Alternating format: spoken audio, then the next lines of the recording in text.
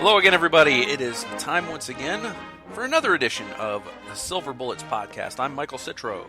And I'm Chip Minnich. Chip, you and I are going to do our Western Division Big Ten look ahead, our preview, and I hope you studied.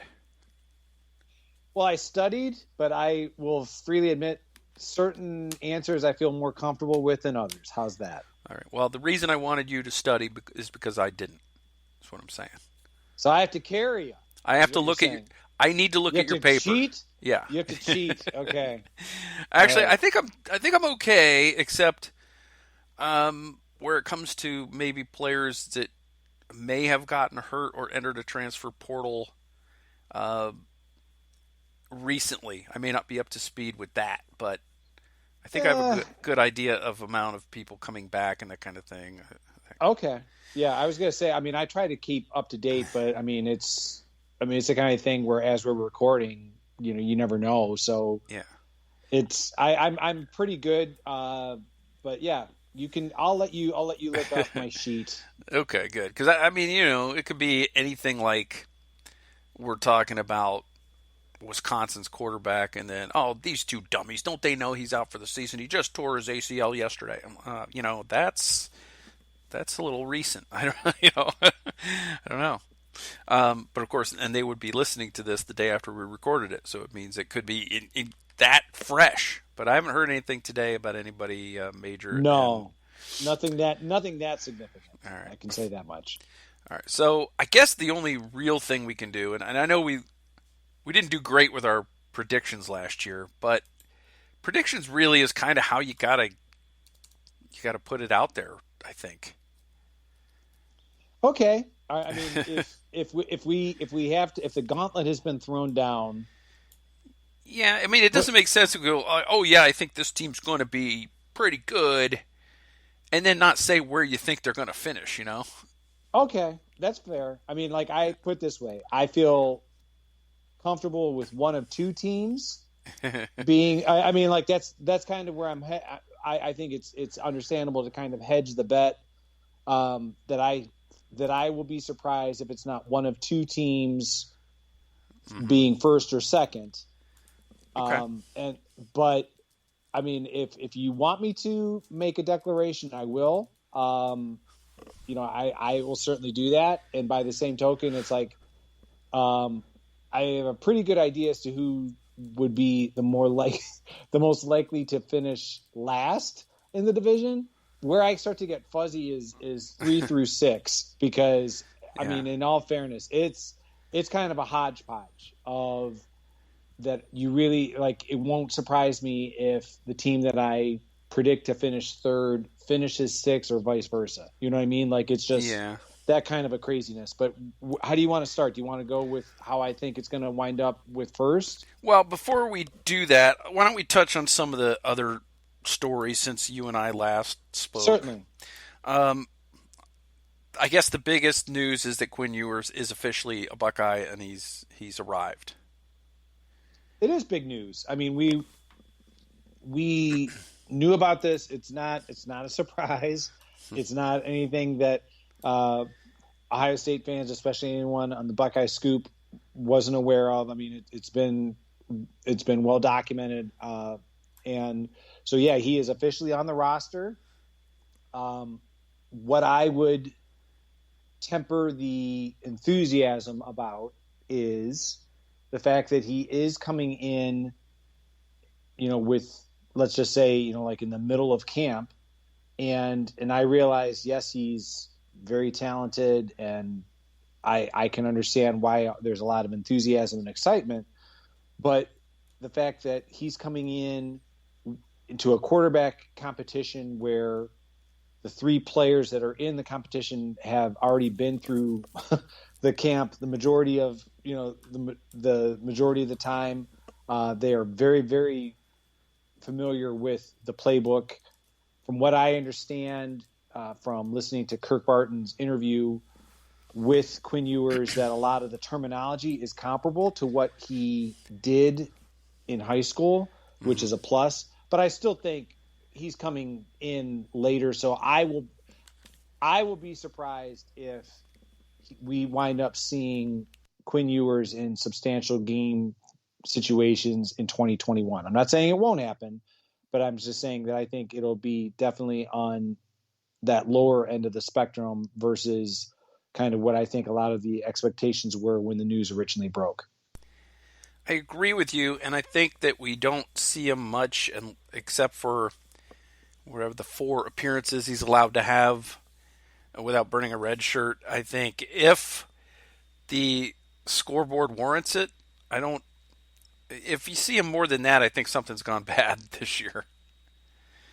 That's a really good point. I mean, I look at it. I agree with something that Bill Bank Green said on another podcast on Buckeye Scoop. You notice I'm plugging the company, the company podcast here.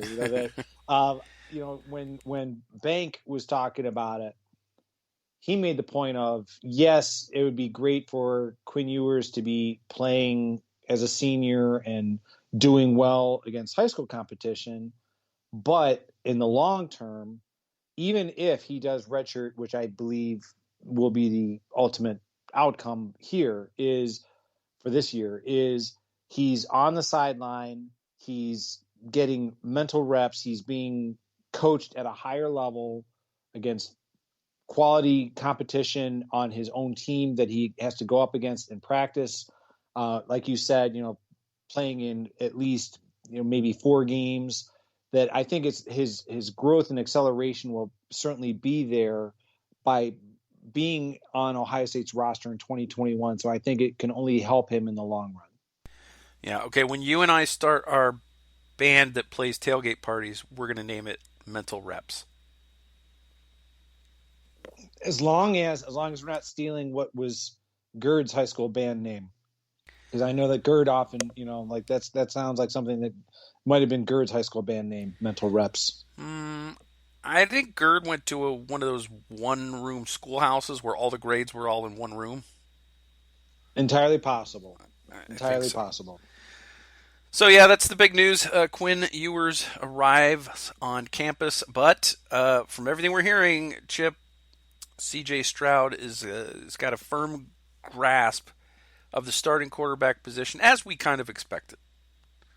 Yeah, Coach Day earlier said that C.J. Stroud is starting to separate himself. So it seems more and more likely that C.J. Stroud will be the starter against Minnesota, and we can only presume, the starter for the season.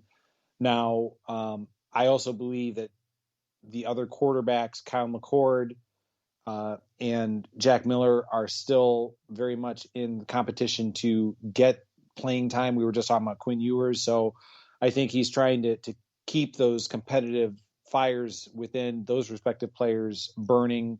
He doesn't want them to necessarily just kind of resign themselves to the fact that they won't have an opportunity to play. So I think he definitely wants to kind of get the team mentally prepared for C.J. Stroud as a starter. But, hey, we've got other good quarterbacks on the roster that we definitely need to get playing time.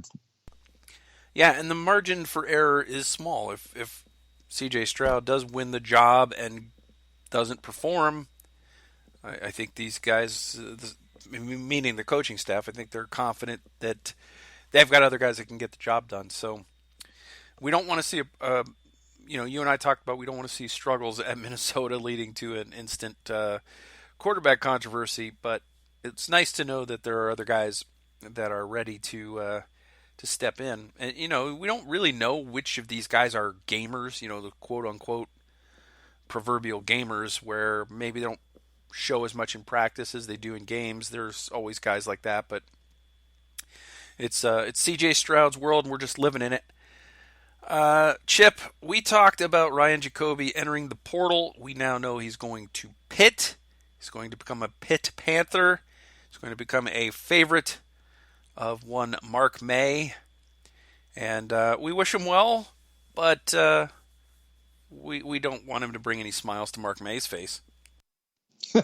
No, we don't. But like you said, we wish him well. I can only presume with Ryan Jacoby going to Pitt at this late in the in the, I don't want to call it the season, but the summer, that, he obviously took a quick glance at the depth chart and believes that if not necessarily to start, but to play more, even possibly in 2021, that the opportunity presented itself, and that's why he took it. So like you said, I wish him well, and we'll just kind of see how his career unfolds as a Pitt Panther.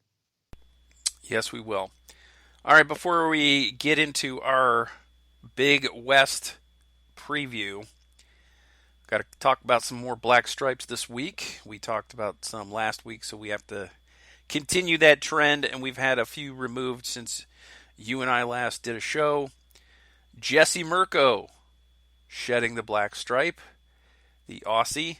I'm not going to do the accent because I don't want to show up Tom Orr, but I think that's a good sign, especially considering what we saw in the spring game, or what we didn't see maybe in the spring game.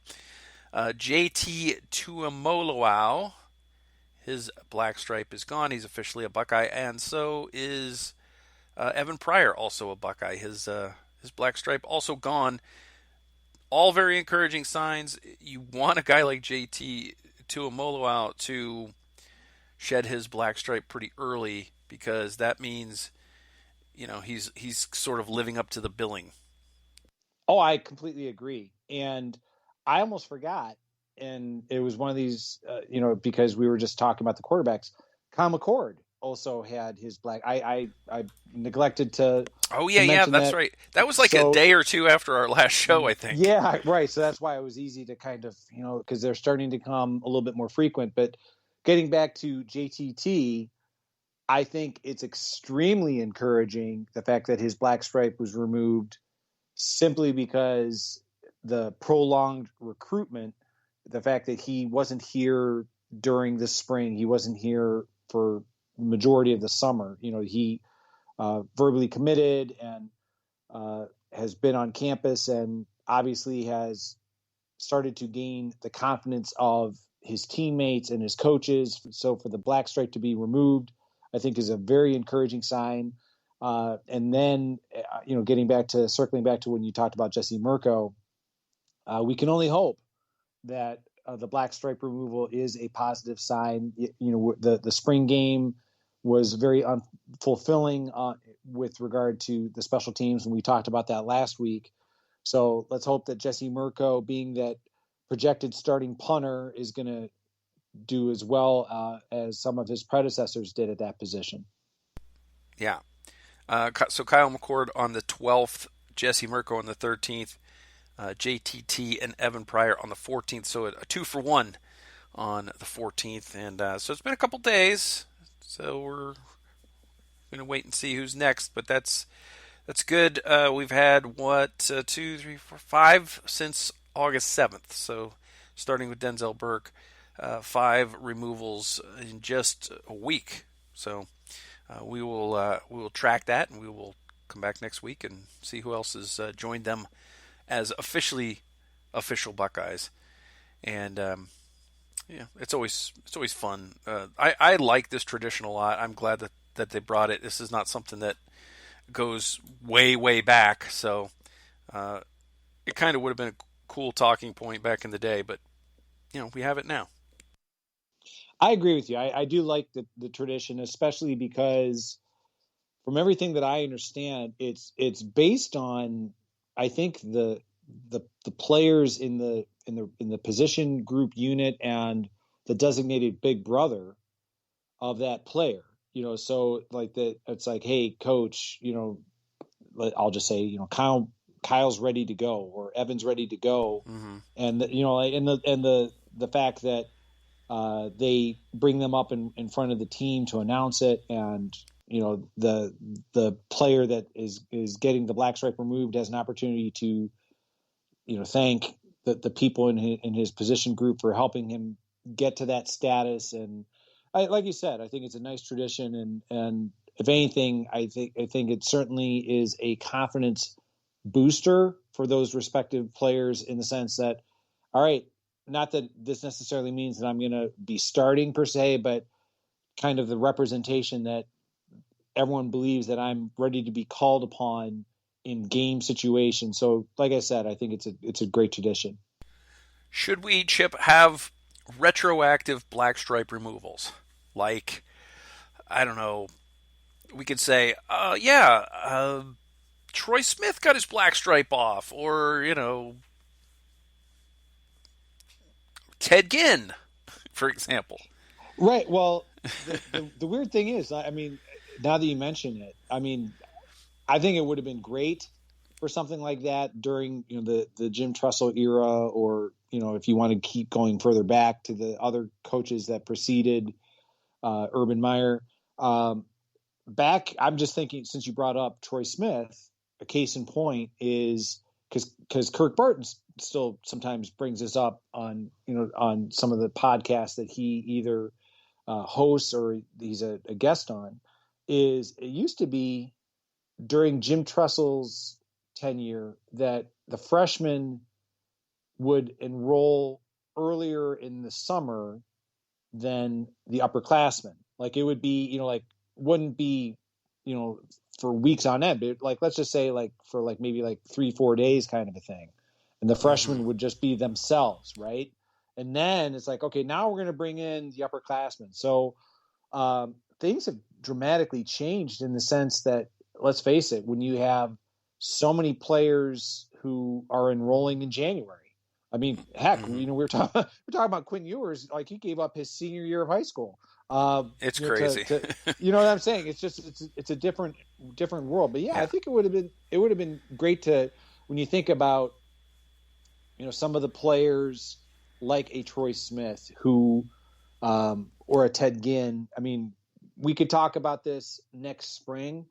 A tradition that I do miss that was from Jim Tressel's era, and I understand, every coach should have the freedom and flexibility to conduct the spring game the way that they want. But I did miss the spring game player draft that Jim Tressel used to do, simply because that was, when you talk about getting excited about a specific player, you brought up Troy Smith, like the fact that, all right, Tressel dividing the seniors up, and then the coin flip, and whoever got to pick first, you always got an idea as to, okay, well, who the seniors thought was, was a player that they really wanted. So Troy Smith was one.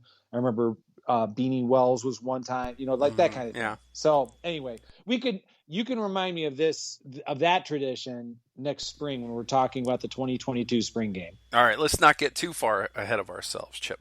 But I will point out that Kent Graham has still not lost his black stripe.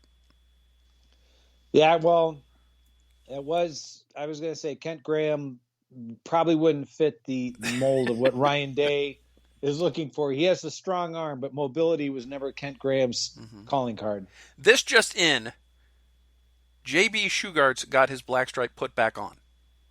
Ooh, now we're getting nasty. No, it could be a fun thing. We could just talk about who's lost their black stripes retroactively, and who has not, and who earned their black stripes back. It might be an interesting column for the grumpy old Buckeye. Could be. It very well could be. All right.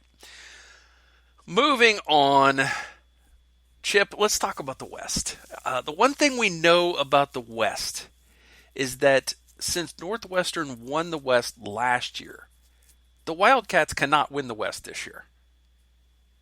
I would agree with you. There's no way. I mean, that's just who Northwestern is. They win it, they sink down the standings, then they win it again, then they sink down the standings, and it's just like a shampoo bottle instructions. Rinse, lather, rinse, repeat. Yeah, well, like I said, remember earlier when we were kind of diagnosing the West, I said I have a pretty good idea in terms of who's going to finish first or second. But yes. I would completely agree with you that Northwestern is going to fall back. Mm-hmm. I'm not sure if they're going to fall as far back as we thought last year. I mean, memory serves, neither you or I thought Northwestern was going to be that good, and then they wind up winning the division. So, yeah. But I definitely think they're going to fall into that middle category of of teams like that 3 through 6 area. Yeah, the thing about Northwestern, and it's not just the whole, well, they did well, then they did bad, then they did well, then they did bad thing, which doesn't really hold any water. They've lost a lot of guys, so, and not only have they lost a lot of talent, Northwestern also lost their defensive coordinator, so this is, it's going to be interesting to see if they can play Pat Fitzgerald defense under the new guy. Yeah, the new defensive coordinator is Jim O'Neill. He's replacing Mike Hankwitz, who, I mean, like you said, Hankwitz, a long time Northwestern defensive coordinator. And the credit that I would give to Northwestern on behalf of Mike Hankwitz is not only were they well coached, I mean, but the fact is that we all know that Northwestern it's an excellent school, but very demanding academic requirements kind of restricts a lot of the, like the talent that could be brought into, Evanston, on a yearly basis. So, getting back to Mike Hankwitz, that, he always had his players well positioned, so to speak. Like it was, I don't recall even though Ohio State won, it was never anything where Ohio State was, just going up and down the field easily against Northwestern, as we saw in the Big Ten championship last December. Yeah, he developed the talent well there, and I thought they recruited pretty well for the level of their program and the restrictions with the academics. And it remains to be seen if the new coach can do that. But we will see. I think so. Let's break down how the Big Ten West finished last year, just as a starting point. Northwestern won it 6-1 in the conference, 7-2 overall in the college football season. Iowa was 6-2, so finished a half game out. Obviously, played the extra game. They only played those 8 games.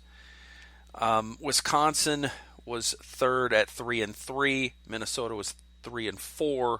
Nebraska was 3-5. These are all different numbers of games played, which is extremely bizarre to see in the standings. Purdue finished at 2-4, and then Illinois at 2-6, and that, of course, led to Lovie Smith being summarily let go and Burt's return to the Big Ten. So we know Illinois is going to come in and try to play some man ball with Burt. And we know, obviously, that Wisconsin is going to play man ball because they're Wisconsin. And I'm not sure, but I think, from my perspective, when I look at the West, I got to think Wisconsin returns to the top of that division. You and I agree. And you didn't even have to look at my paper. No. I think Wisconsin, I would agree with you. I think you're absolutely correct when you say, like the way you refer to it as man ball, like we've just grown accustomed to thinking about it over the last 30 years, from Barry Alvarez, like you referenced the return of Burt. But Paul Chryst has certainly maintained that style of a traditionally strong running game, dominant offensive lines.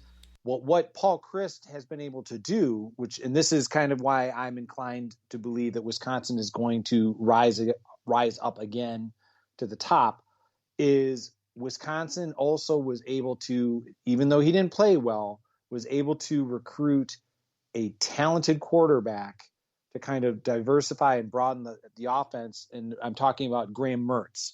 I think Graham Mertz at quarterback, for the Ohio State fan who wants to say, oh, he didn't play that well, last year. Keep in mind, I always go back to, all right, when it comes to, even though you and I don't necessarily follow recruiting to the extent that a lot of other people on Buckeye Scoop do, Graham Mertz was certainly the kind of quarterback, because Ohio State wanted him, that they would have been thrilled to get, so the fact that he went to Wisconsin, And another name that I'm very intrigued by, we just talked about the traditional power running game.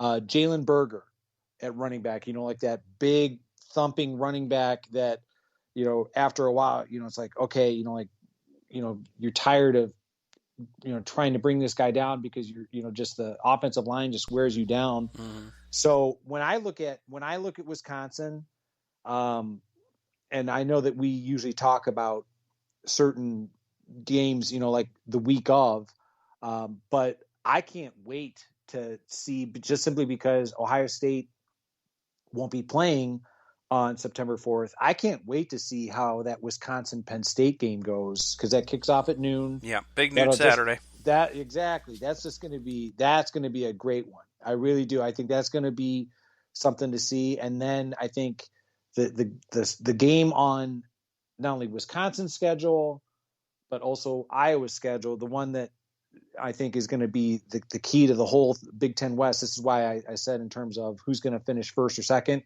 is Wisconsin hosting Iowa on October 30th at noon. That's going to be a great game.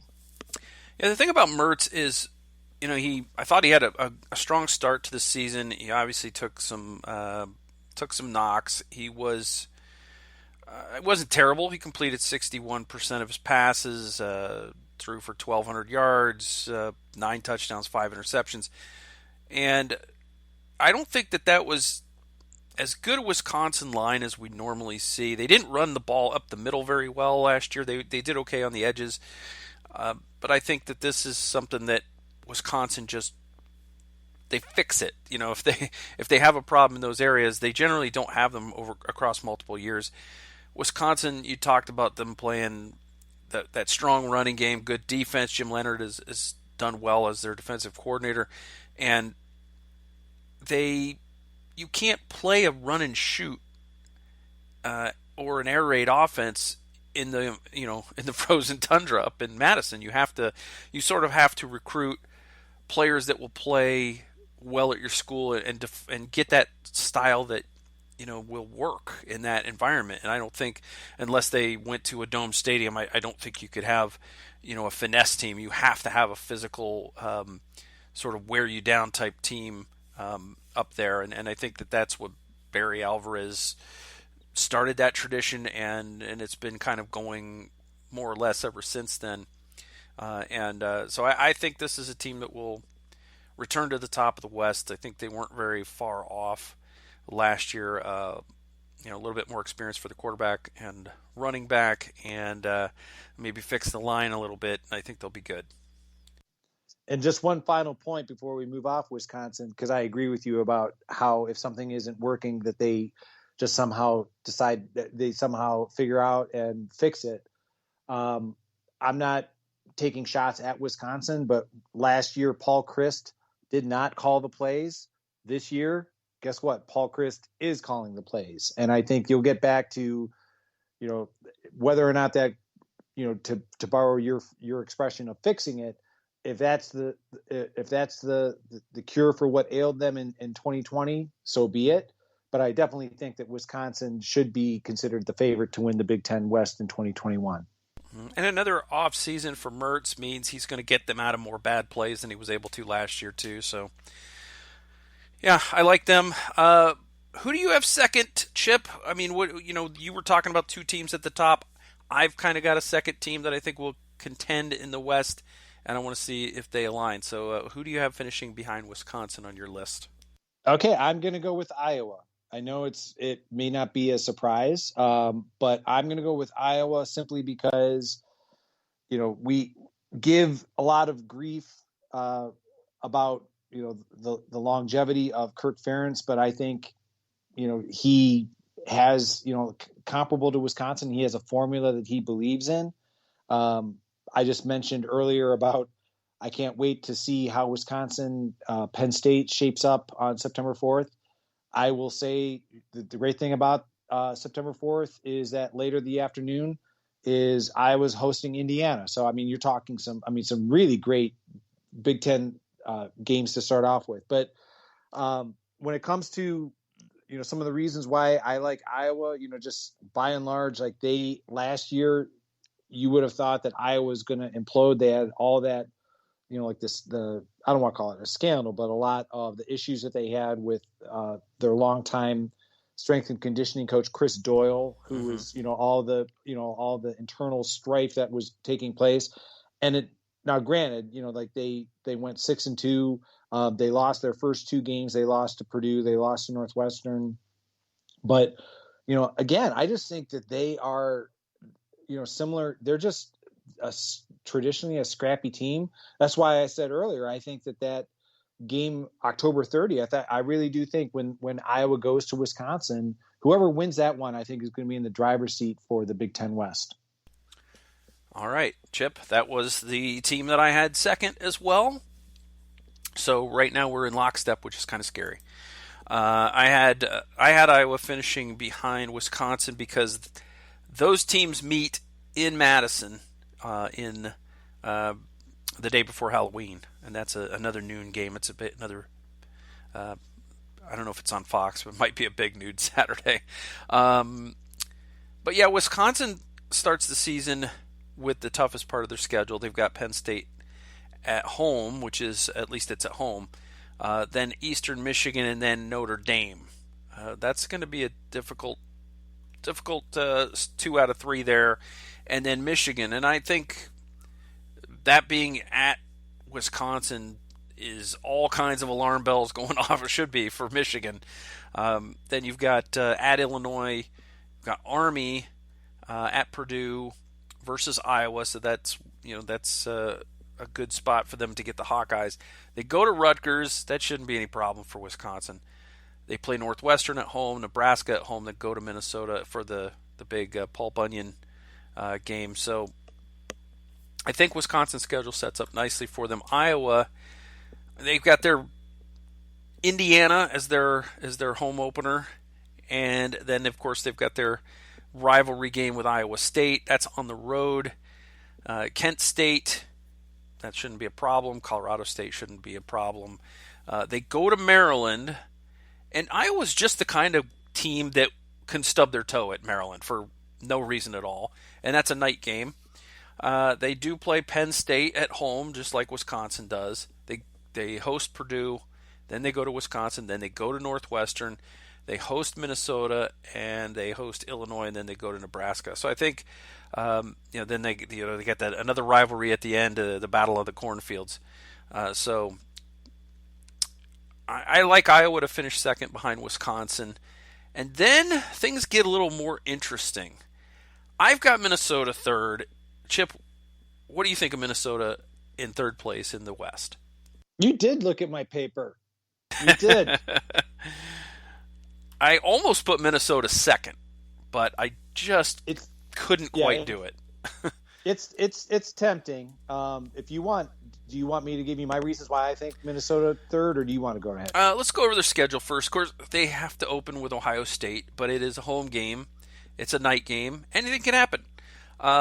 They have Miami of Ohio. They go to Colorado, which isn't a Big Ten game, but it's the kind of game that can either build momentum or kill it.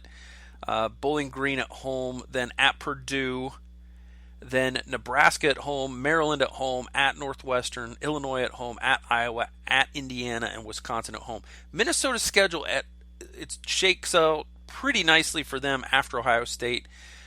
In the Big Ten, because they have most of their tough games. Even with Ohio State, they have most of their tough games at home. The Iowa game should be their difficult one. Even their rivalry game with Wisconsin is a home game. Yeah, I agree with you that the schedule, especially I think that we'll talk obviously in much greater detail about the Ohio State Minnesota game in a couple of weeks, but I think that game is going to be more difficult for Ohio State than Ohio State fans want to recognize, simply because it is a night game. Say what you will about Ohio State being more talented. Minnesota is returning a lot more veteran talent that I think that, I don't think you should understate or underrate that, especially when you're talking about whoever the quarterback is, more than likely CJ Stroud. how challenging that can be. But getting back to focusing on Minnesota, what I like about Minnesota finishing potentially third is they had a lot of issues last year, like every other team around the country, especially in the Big Ten, with COVID. But there were times where Minnesota really kind of rose to the occasion. Minnesota, when you think about, some of those losses that they had, you rattled off their 2020 results. I mean, they were blown out in the opener. They lost in overtime in the second game at Maryland. And then, like by and large, it's like, they lost in overtime at Wisconsin. I mean, they were, in some real good dogfights, for lack of a better word, within the Big Ten for most of the season, despite a lot of COVID issues. I think the return of quarterback Tanner Morgan is huge, and you're not going to find any other back in the Big Ten who's going to be relied upon to carry the offense more than Mohamed Ibrahim. I mean, he is pretty much, when you talk about a workhorse, 15 touchdowns in only 7 games. He's pretty much the focal point of the offense. I think PJ Fleck has certainly improved the recruiting, so that I think the depth and the talent compared to where it was when he arrived, I think he's certainly improved. The biggest question mark for Minnesota is defensively. I mean, they weren't a good defensive team last year. They one of the players that they're bringing in via the transfer portal is a defensive tackle by the name of Niles Pinckney from Clemson. So maybe that will help shore up that defensive line. But I agree with you. I think that the schedule certainly is favorable. I think some of the returning talent that they have, I think that Minnesota will certainly be a contender in the Big Ten West. I agree with you that I think that third spot seems more than likely. Yeah, their offense is going to be pretty good. Again, you can never underestimate a veteran quarterback, and Morgan's been around a while now. Ibrahim he's a 1,000-yard rusher. You mentioned his 15 touchdowns. Very difficult to bring down. They're going to have a good offense. The problem for Ohio State is in that first game is they're going to get a trial by fire in that secondary that we talked about our concerns last week, and we talked about both the cornerback position and the safety position. So we also talked about the linebackers. That pretty much covers everything behind the defensive line for Ohio State. They're going to get tested, and when you're on the road with a young quarterback starting his first game, it's not optimal if they're going to have to continue to score points throughout the game. And like you talked about, I don't anticipate this necessarily being a game where you're going to see Jack Miller and Kyle McCord in the third quarter and fourth quarter of this game. I think this is potentially a first stringers are in the game for the duration. I completely agree. I think this is the kind of game where after it's done, that you're kind of, okay, let's get on the bus and head to the airport. That kind of you exhale like, oh, good. Like we got one under our belt. Our quarterback didn't put us in any bad situations. I'm just thinking, in terms of like we certainly want more than likely CJ Stroud to play well, and nothing would make me happier than for him to come in with a flurry of touchdown passes and proving me wrong. I think it's going to be the kind of game where this will be closer than expected, like you said, late into the fourth quarter. So I don't anticipate this is the kind of game where you're going to be seeing Ohio State emptying the benches. I think Ohio State wins, but Minnesota's going to be a tough opener. All right, so look for Morgan to find Chris Ottman-Bell and Daniel Jackson. Look for Ibrahim to run the ball effectively, and they have the ability to put together long drives that keep your defense on the field a long time.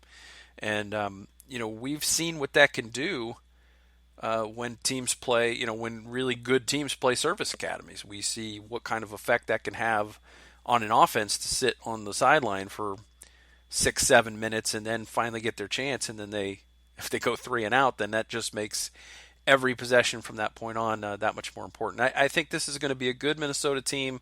PJ Fleck's got them going in the right direction. If he can shore up the defense, then they can leapfrog Iowa and contend for the West this year. So right now, Chip, you and I have identical predictions for this year, and I don't know. I don't know where we're going to end. I don't know where where these are going to end up, but I think maybe my first reach is at 4. So I'm going to ask you to give me your 4, and then I'll tell you about mine. Okay, now you have me intrigued, but we talked about it earlier. Like the underestimation of Northwestern. I'm going to put Northwestern 4th, simply because, they lost their defensive coordinator, and yes, they lost talent, but I just think, I think the world of when it comes to, with Northwestern, Pat Fitzgerald, I think is certainly one of the better coaches in college football year in and year out in terms of what he gets out of the talent on hand. We already talked about Jim O'Neill coming in as the new defensive coordinator. I think if I have some concerns about Northwestern is not only the move to a new defensive coordinator, after so many years of Mike Hankwitz, but I'm really concerned about, if I'm Northwestern, is a few years ago, they had very bad quarterback play. Peyton Ramsey came in last year as a graduate transfer from Indiana, and obviously the results spoke for themselves. Northwestern made it all the way to the Big Ten championship game. Now Peyton Ramsey's gone. Now I'm not sure if Northwestern is going to rely on another transfer quarterback, and that being Ryan Helinski from South Carolina, if he's going to come in and win the job. If Hunter Johnson, who was another guy a few years ago who transferred in from Clemson, who was highly regarded but never really panned out down in Clemson, and what we saw a couple years ago candidly left a lot to be desired. So that's kind of where I'm at, is I think Northwestern, this is where, it's like, I'm going to put them 4th, but now we're getting into the realm of, okay, like if Northwestern winds up near the bottom of the Big Ten West, just, it won't be shocking to me. It like I said, I'm putting them there more out of my respect for Coach Fitzgerald and what they've done in the past when the odds are usually against them. I understand. Okay, we're going to diverge a little bit here, starting here. I'm going to probably regret this, but I am going with Nebraska at 4 in the West. And the reason is I think their defense got better last year. I think all they need really is to start putting pressure on the quarterback, and they could have a top-notch defense in the West. And if you look at their schedule, it's pretty easy. They should be favored in almost all their first 7 games, maybe at least 5 of those 7 games. I'm saying that they're going to be favored. Illinois on the road, Fordham and Buffalo. Those are home games. Then they have to go to Oklahoma. They'll get blown out there. But if they don't lose their heads over that game, they've got a winnable game at Sparty. They've got Northwestern at home, Michigan at home. If they can get through those 7 games and only lose the Oklahoma game, they'll be set up very nicely. They do have to go to Minnesota, but they have Purdue at home. They have to play Ohio State at home, which is not going to do them any favors.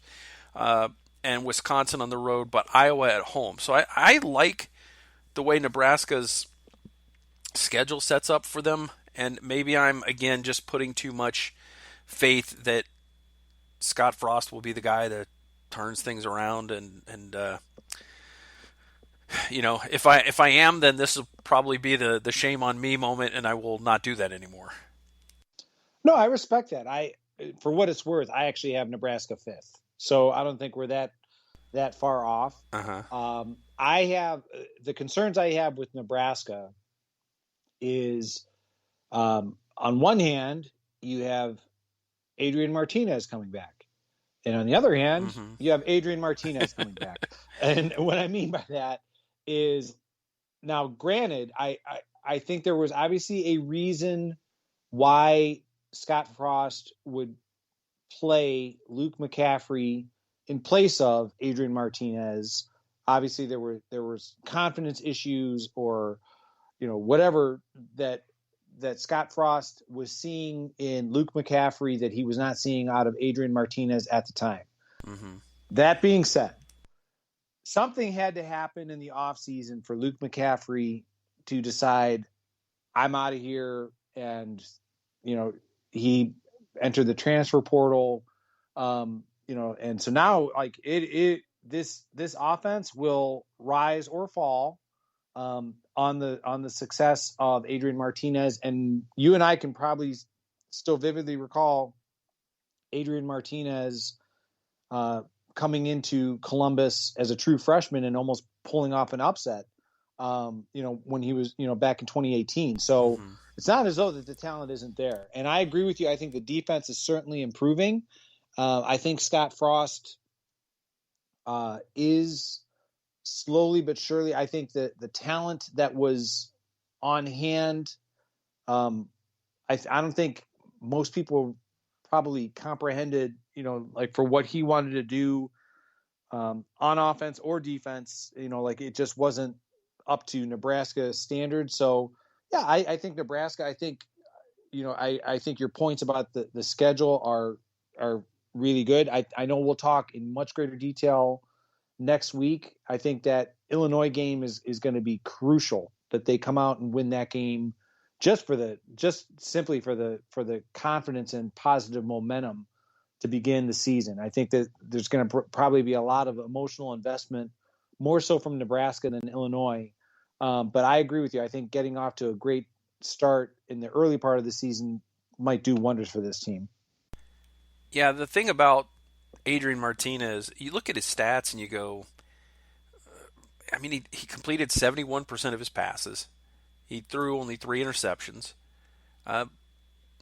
These are the kinds of things you can build on, and I think he was just poor in third down situations. I think that didn't help him. I think early downs, I think he did pretty well. I think he wasn't necessarily helped sometimes by guys, being short of the sticks on and then they would get sacked on third down or whatever. His line wasn't great at times, but I mean, he was their leading rusher.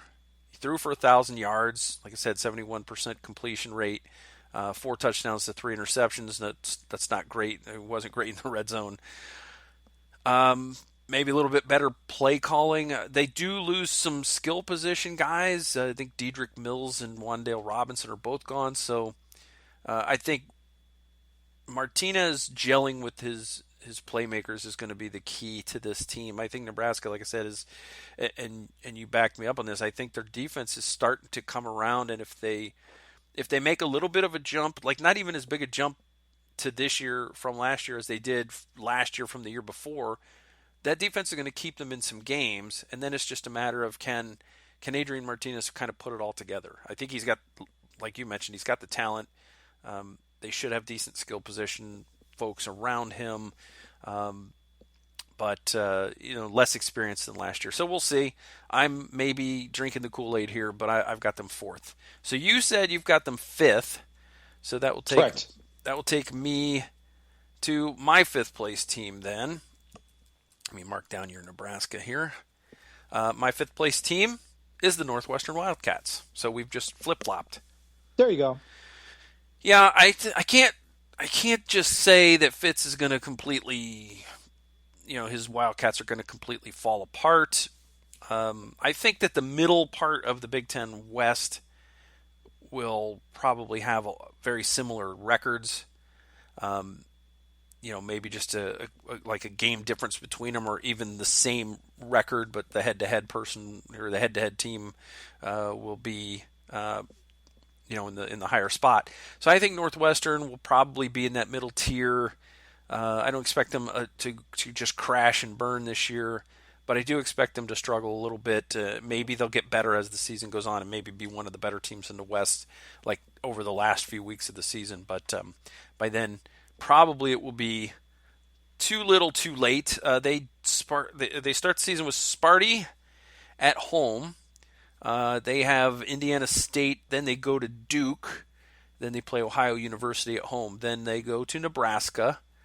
They have Rutgers at home, go to Michigan, Minnesota at home, Iowa at home, at Wisconsin, versus Purdue, and at Illinois. So it's Northwestern's season is probably going to get off to somewhat of a decent start, but those middle games, so they have some tough road games.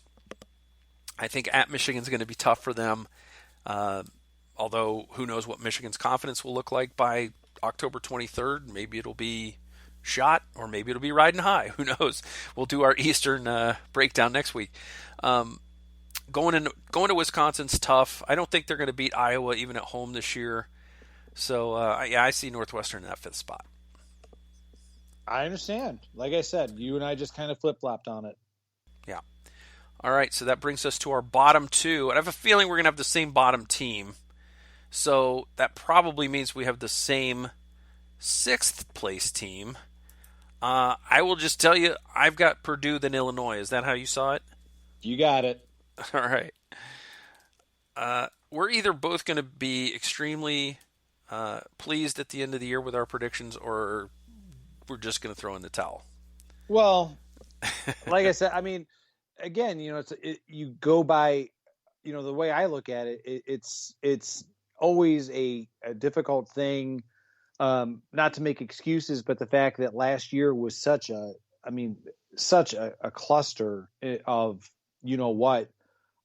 with the Big Ten canceling the season and then coming back and then games being scheduled to play, and then, COVID issues, so it's like not really having a solid understanding of not only the Big Ten West, but just the Big Ten in general. I mean, I think it's understandable. So as far as Purdue goes, offensively, that's never been, the problem. Like Jeff Brom offensively, I think that Purdue has probably the best wide receiver to the west of Columbus, Ohio. Since Columbus, Ohio boasts basically like the best wide receiver group, period. But the best wide receiver in the Big Ten outside of the Ohio State receiving room in David Bell. I think he's a dominant. I'm not sure in terms of, if Jack Plummer is conclusively the starter at quarterback, but offensively, Purdue is always very difficult, and very creative. They're just they struggle on defense. I mean, they've got a really good defensive end. I'm not sure if I'm pronouncing his last name right, but George Karlaftis, a defensive end, is probably the kind of guy who may be projected to go to the NFL draft after this season. And what I found interesting when you said about like kind of preparing for tonight's podcast is, Purdue, I guess it's just kind of like this revolving door of defensive assistants that they brought in a new defensive coordinator by the name of Brad Lambert. So they're going to a 4-3, but here's a name from the past that I'm sure you'll recognize. Maybe our listeners will recognize. One of the assistants on the defense that Brad Lambert is bringing in to help coach in the secondary, a guy by the name of Ron English, who, is now coming in to coach the corners. And, say what you will about Ron English, but when he was up in Ann Arbor, he did a decent job with the defense. So that's where, it might get interesting is if they can, I'm not saying become dominant, but if they can just become better on defense, Purdue might, be kind of, again, this is why I kind of was hemming and hawing on my bet, like in terms of like the 3 through 6, like, okay, like if all of a sudden Purdue starts putting it together, because I know you're going to go through the schedule here in a minute. Their schedule isn't outrageously difficult, so maybe Purdue could be like the sleeper team in the Big Ten West.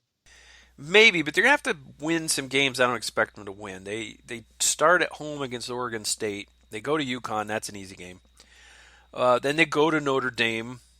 Not a conference game, but a big game early in the season to see where they are. They play Illinois. Then they have Minnesota at home. That's going to be probably their first real difficult conference test, or will be, because Illinois is not going to be. They go to Iowa. They have Wisconsin at home. They go to Nebraska. They host Michigan State. They go to Ohio State. This is an Ohio State team, Chip, that is going to see 9 billion reruns from that rear end kicking from a few years ago. This is not going to be a happy Ohio State team when Purdue comes into town to see Purdue. They're not going to be like welcoming them with open arms and saying, yeah, okay, we got this. They're going to try to make a point in that game because, like I said, their faces are going to get shoved in that game all week long. They'll play Northwestern at home after that, and then they finish up with IU. I think that just that row of games from the trip to Iowa to the trip to Ohio State is going to be difficult for Purdue.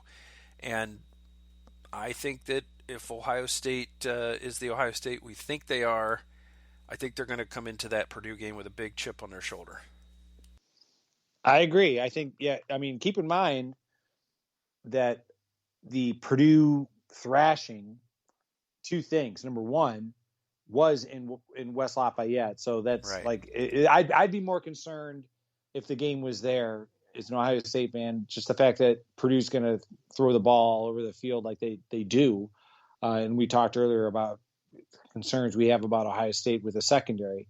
That's the first thing. The second thing, to your point about the motivation factor, is that this year's seniors, they were freshmen when they dealt with that embarrassing loss. I mean, they if they weren't participating in the game, several of them, were on the sidelines and had to deal with, just the humiliation of that. So, yeah, I mean, Purdue, you and I both know magic number is 6. You get to 6, that means you get to keep going. So, when you look at that schedule, like you said, like Connecticut, Illinois, some of the games, Michigan State, those would probably be games for sure that they'd be favored in. I would think Oregon State's a possibility. Like there's 4. If they can steal a couple more, they'll get a bowl game of some shape. I just don't know if they can do it. Yeah, it'll be interesting to see how quickly they grasp the new defense. Do they have the personnel to run it? Do they adapt to it well? Because like you said, they're going to throw the ball around. They're going to have some offensive plays. They're going to score some points. But if they're going to be behind, a couple touchdowns in some of these games week after week, that can wear on a team down the stretch of the season too. In the dog days of the season, when you're constantly having to come from behind, it's not good. And so we'll see if Purdue can overcome that. Then there's Illinois, and this is a team that is going to be getting an overhaul completely with Brett Bielema, and they'll start the season at home against Nebraska, as we mentioned. They got Texas San Antonio. They go to Virginia. Then they host Maryland. They've got some pretty tough road games from that point on. They go to Purdue. They've got this weird game against Charlotte in the middle of the season. Then they host Wisconsin. They go to Penn State. That could get ugly. They do get Rutgers at home. Then they go to Minnesota, go to Iowa. Then they've got Northwestern in their at home in their rivalry game. I just don't think it's going to be something that Brett Bielema can fix in 1 year. I think they're going to be a little harder to. They're going to be a little bit more dogged, a little more determined, because they're going to take on his personality a little bit. But we'll probably know more about Brett Bielema's tenure at Illinois after this year than we will this year. Yeah, I think you're absolutely right. I mean, like when you look at Illinois, like the positive that I would think if I'm Brett Bielema, from everything that I've read or heard, is that they had, for a team coming off of a disappointing season, a team coming into a new coaching staff, that I think that they actually have a lot of returning seniors. I mean, like it's kind Mm-hmm. of they are, like a lot of these guys, instead of saying the heck with this and looking for what they considered, greener pastures elsewhere, decided no, I want to, stick this one out.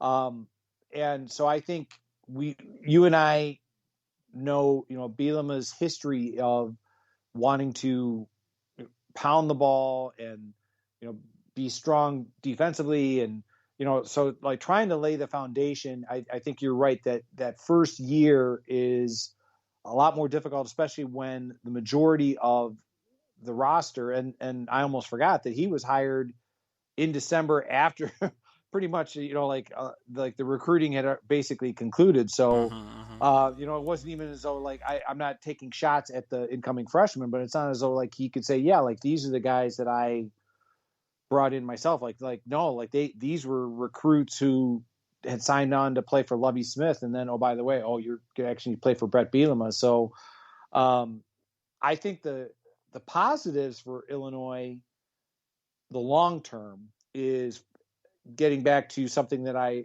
heard, is that the recruiting under Brett Bielema versus what it was under Lovie Smith is like night and day. And that Mm-hmm. is that Brett Bielema has already done a tremendous job reaching out to the coaches throughout Illinois, especially in the Chicago area, that, had pretty much been given up, not only to Northwestern, but a lot of other schools around the country. Like Brett Bielema is doing everything he can to kind of make Illinois the focal point of their incoming recruiting. We joked about, the spring football games.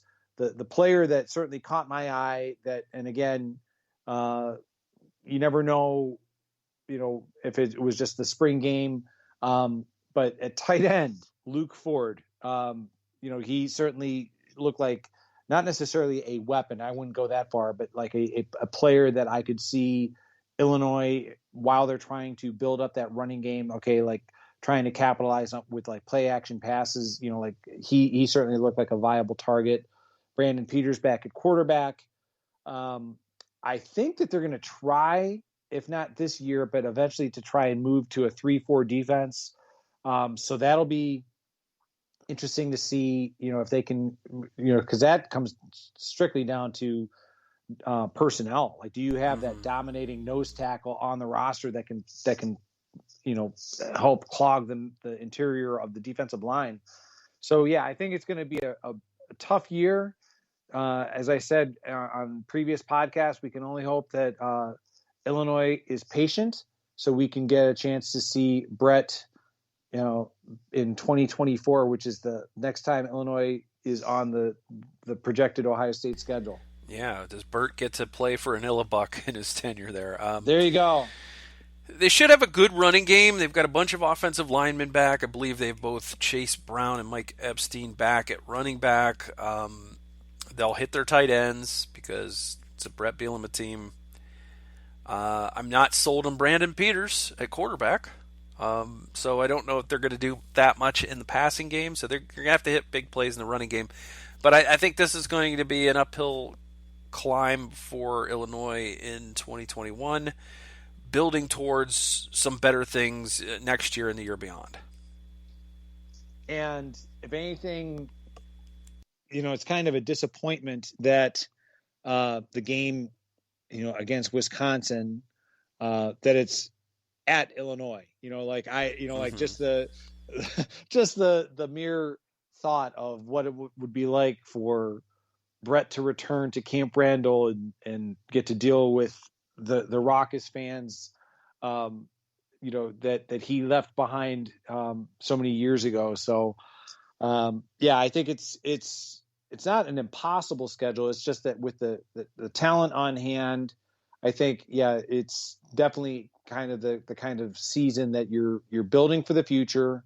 You're preaching patience. You're trying to find the players, if not necessarily through your freshman class, like through the transfer portal, who may come on board, that you can kind of start to build, for the future.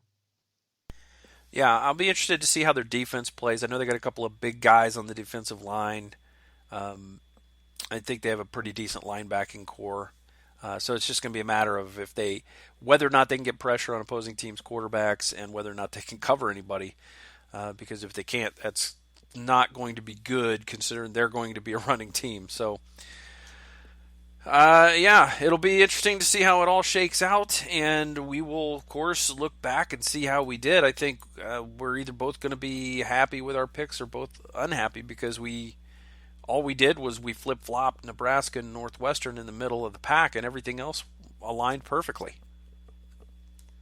Yeah, I mean, the kind of where I started is that when I think of I I felt extremely comfortable picking Wisconsin and Iowa 1 and 2, and certainly very comfortable with picking Illinois last. And everything 3 through 6, it will not be surprising. I mean, I'll be disappointed if my predictions come out to be completely wrong, but in all fairness, it's the kind of thing where it's like, okay, we've had these kind of discussions where it's like, okay, you're expecting a certain team to be good and then they're not, or you're expecting a certain team to be bad and then they're not. So that's why I said like 3 through 6 is kind of all right. I feel comfortable with mine. I know you feel comfortable with your picks, but it really could turn out any which way. Yeah, if we've learned anything about the Big Ten West is that there's always a team that shouldn't be good that is good, and a team that shouldn't be bad that is bad. So we just have to figure out which ones those are going to be. I really struggled at 2. Like I said, I kind of thought Minnesota, if they get a couple breaks, I think they could jump Iowa and get that second spot. And you had put Northwestern ahead of Nebraska. I put Nebraska ahead of Northwestern, but that's another one that was more or less a coin flip for me. I felt pretty good about Illinois last and Wisconsin first. I thought Purdue's one of those teams you just never know what they're going to do. So you can put them anywhere from second to sixth, and nobody would give you probably too much grief about it, and because they have that capability of finishing anywhere from second to sixth. But yeah, I think you and I are pretty much in agreement from what we've seen. I think we both put a lot of emphasis on the schedule and returning players and returning key players, and so I think that we'll get to look back at the end of the season and see how we did. And like I said, we're either going to both be feeling pretty good about our picks or both feeling like we don't know anything about the West. That's what makes this fun. Exactly. All right, Chip. That's it for the West. We're going to come back next week and we're going to break down the East. And these are teams we've seen a lot more often, and we've seen a lot more recently than most of these Western teams. We do watch a lot of football. We do try to watch the Western teams in the Big Ten. I will tend to watch a Big Ten game in the West over like instead of a Big 12 game or an early Pac-12 game. It all depends on what the matchups are on TV that given week. Like, I'm not going to waste my week on a Purdue-Illinois game when there's something better to watch, but I will try to watch as many of those other games as I can. We come back next week. You and I are going to be trying to figure out where does Ohio State fit. Where is Indiana's trajectory still going up? Is Michigan going to improve ever under Jim Harbaugh? We don't know, but we've got a week to figure it out. You think you're going to need to cheat? I don't know. I mean, I think I might just put a bunch of names in a hat and pick them that way because I have no idea what Maryland's going to do. Could Maryland be good? Maybe. Could they be terrible? Yes, they could definitely be terrible. Could Indiana revert? They could. It's going to be interesting. I have to get in there and see who's playing who and who's got key returners and that kind of thing. I haven't done the research yet, Okay. so we'll see. We'll see if we align so closely next week as we did this week. Well, I don't think you cheated as much as you kind of thought you did or thought you were going to. Yeah, yeah. It was all for dramatic effect. I'm a dramatic kind of guy. There you go. All right, Chip, anything else we need to talk about before we put a bow on this edition of the Silver Bullets podcast? No. Looking forward to talking about the Big Ten East with you next week. And for those of you who follow me on Twitter or aren't aware of how to follow me on Twitter, I can be found at Chip Minnich. Last name is spelled Minnich. And like Michael, I am a contributor occasionally to Buckeye Scoop, but more so with Athlon Sports. I actually uploaded a bunch of different articles that should be hopefully published in the near future on Athlon Sports. Well, look at that. You don't even need me, Chip. You're segueing for me, and I don't even need to do it. Sorry, I didn't mean to steal your thunder. No, it's fine. It's fine. I'll just coast. I'll just let you talk next week, and I'll just sit back and relax and push the buttons. You can find me on Twitter at Mike36Fan. And I am, and give me a follow because, during the season I'm a lot more active than during the off season. So I tend to gain about, 500 followers during the football season, and then I bleed about that many away in the off season. So give me a follow on Twitter at Mike36Fan.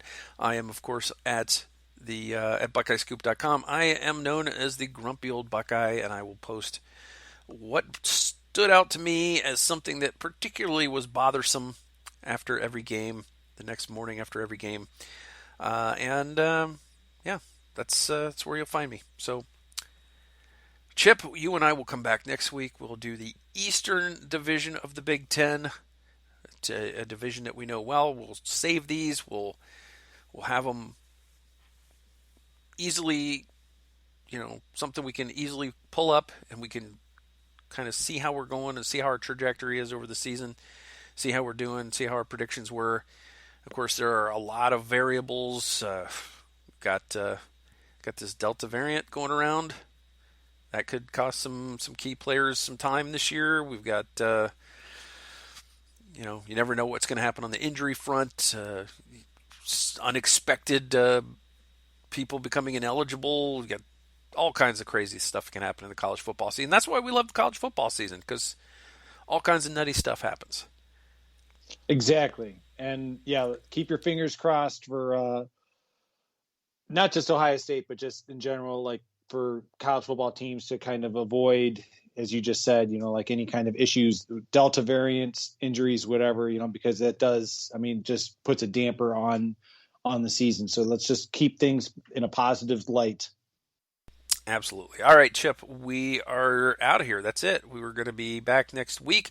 Make sure that you guys check out all of the shows on Buckeye Scoop, on the Buckeye Scoop Radio Network. We've got the Buckeye Weekly, which I think they're up to about 6 podcasts a week now.